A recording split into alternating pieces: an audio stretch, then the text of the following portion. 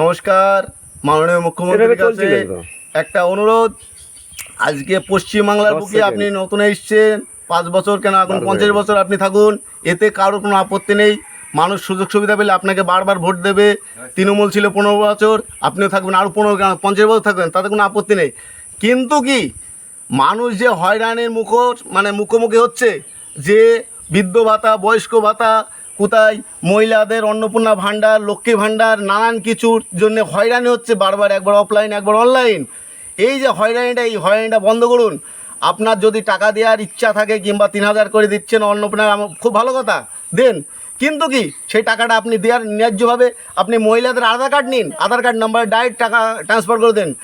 এই আজকে স্কুলে, কালকে এখানে জেরক্স করো, পরশু এখানে ভিডিও যাও। এই যে বয়স্ক মানুষ যে বৃদ্ধ ভাতা দেওয়ার চেষ্টা করছেন, যে তার বয়স এখন 80 থেকে 90 বছর বয়স, তার বাবা মাকে কীভাবে নিয়ে যাবে ভিডিওতে? এই যে গরমে মানুষ বাইরে বেরোতে পারছে না, তবু সেই বাবা মাকে নিয়ে যেতে হবে বৃদ্ধ ভাতার জন্যই ফর্ম ফিল আপ করাতে। তার বাবা মা মারা গেলে কে দায়ী থাকবে? কোন সরকার দায়ী থাকবে? না টিএমসি, না বিজেপি, না তৃণমূল, না আপনার আছে কংগ্রেস, কোনো সরকার দায়ী থাকবে না। কিন্তু তার বাবা মাটা অকালে চলে যাবে। আমি সেই কারণে বলছি, আপনার যদি টাকা দেওয়ার ইচ্ছা থাকে, যে সরকারই আসুক, টাকা যদি দেয় হয়রানিটা কম করুন। আর এই যে অফলাইন অনলাইন সিস্টেম করেছে, একবার অনলাইনে করতে গেলে পরে যার খরচ হচ্ছে 20 থেকে 30 টাকা, সেই খরচ নিচ্ছে কত? কেউ নিচ্ছে 150 টাকা, তো কেউ নিচ্ছে 300 টাকা। আর এই জেরক্স, প্রত্যেকটা পেপার, একটা পেপার জেরক্স করতে 1 থেকে 2 টাকা খরচ হয়, মানলাম 3 টাকা খরচ হয়, সে জায়গায় জেরক্সের একটা প্রিন্টের পেপার নিচ্ছে কত? 5 থেকে 7 টাকা। মানে সম্পূর্ণ লুটপাট চলছে একদম।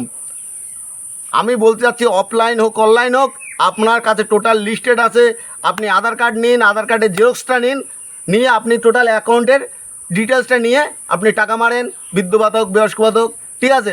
আর যে বাবা মা বেঁচে আছে কি নেই, মৃত ব্যক্তির নামে ঢুকছে কি না, তার জন্য ভেরিফাই করার জন্য আপনার পঞ্চায়েত স্তরের থেকে যে কোনো লোক, তাদেরকে বাড়ি বাড়ি ভেরিফাই করান, গ্রামে তার বাড়ি বাড়ি ভেরিফাই করান। সে জীবিত না মৃত, জিপিএস সিস্টেম করে তাকে দেখিয়ে নিন, যে জিপিএসের মাধ্যমে আপনি ওখানে সংসদে বসে দেখতে পারবেন মারা গেছে না বেঁচে আছে।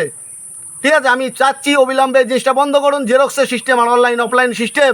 আশা করি যদি বন্ধ করতে পারেন, আশা করি খুব ভালো হবে, মানুষের হয়রানি কমবে, নিচু স্তরে কিছু গরিব মানুষের হয়রানি কমবে। আমি চাই আপনি সুস্থভাবে, সুস্থ মস্তিষ্কে এটা ভাবুন, এমনকি প্রত্যেকটা স্তরকে এটা জানান যে অবিলম্বে জিনিসটা বন্ধ করুক, জেরক্স সিস্টেমটা বন্ধ করুক। অফলাইন অনলাইন তো সব কিছু চলবে, কিন্তু এই যে লুটপাটটা বন্ধ করান। ওকে, নমস্কার। আমি এর কোনো পার্টির তরফ থেকে বলছি না, আমি আর কোনো পার্টির না কোনো সম্বন্ধে কোনো খারাপ বলছি না, কোনো পার্টির নাম কোনো কিছু না এখানে, না তৃণমূল না বিজেপি। আমি চাচ্ছি গ্রামবাসীর সম্পর্কে, বয়স্ক মানুষদের জন্য, যার বাড়ি একটা মহিলা আছে, তার ছেলে মেয়ে আছে, সে ছেলে মেয়ে রেখে দিয়ে চাচ্ছে তার বিডিও অফিসে কোথায়, স্কুলে কোথায়, তাহলে তার বাচ্চা কাচ্চা ভাত কাটা রান্না করবে কে? তারা না খেয়ে বসে আসছে। তো আমি চাচ্ছি আপনি প্লিজ এটা বন্ধ করুন। অন্যায় হচ্ছে এটা সম্পূর্ণ। সারাদিনের খেয়া তো সারাদিন খেয়া তো কাজ হচ্ছে না, সপ্তাহের উপর সপ্তাহ চলে যাচ্ছে, তাদের জিনিস পাচ্ছে না।